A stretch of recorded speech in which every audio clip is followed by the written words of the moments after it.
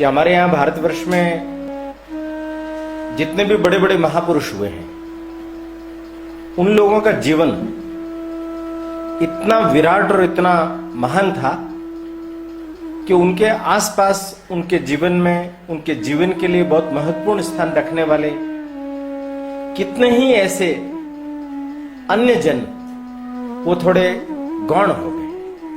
उनके बारे में बहुतायत में ठीक ढंग से उपयुक्त जानकारी हम तक दी नहीं गई, पहुंची नहीं, और हमारे भी सोचने, समझने, देखने का नजरिया उस प्रकार का बन गया। मैं अपनी बात शुरू करूं एक उदाहरण से। एक स्कूल के अंदर एक इंस्पेक्टर साहब पहुंचते हैं। कक्षा चल रही है।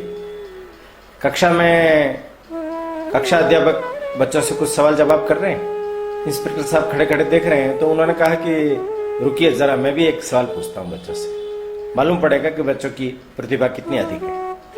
सवाल वही चिर परिचित सवाल पूछा उन्होंने कि शिव धनुष, जनक के दरबार में शिव धनुष किसने तोड़ा?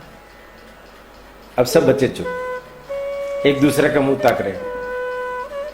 इंस्पेक्टर साहब ने थोड़ा प्रोत्साहन दिया, बताइए बताइए। कक्षा अध्यापक ने भी थोड़ा सा इशारा किया।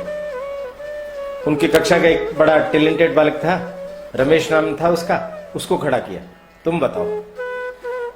तो उसको भी मालूम था नहीं, इसलिए डरते डरते उसने बोला, ये जो कमलिया है इसने तोड़ दिया होगा, ये हमारे स्कूल के अंदर सब तोड़ता रहता है, टेबलें, कुर्सियां। इंस्पेक्टर साहब एकदम भौचक्के रह गए। कक्षा अध्यापक की तरफ देख करके कहने लगे, क्या सिखाते हो बच्चों को?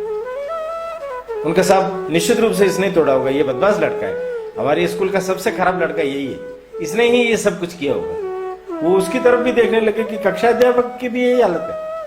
प्रधान अध्यापक के सामने गए और जाकर के कहने लगे, क्या स्कूल है तुम्हारा, क्या कक्षा अध्यापक पढ़ाते हैं, क्या बच्चों को ध्यान है कि क्या हुआ? अरे मैंने पूछा शिव धनुष किसने तोड़ा? तो वो कह रहे कमलिया नाम का लड़का है उसने तोड़ा।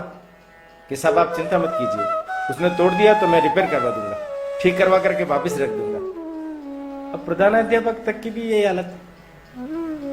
ये कथानक आपने सुना होगा, मैंने यहां जानबूझ करके इसका प्रयोग किया कि कुछ ऐसी बातें होती है कि जो पीढ़ी दर पीढ़ी हस्तांतरित होते होते होते होते नीचे तक आते आते पता नहीं क्या क्या क्या हो जाता है, कुछ पता ही नहीं चलता।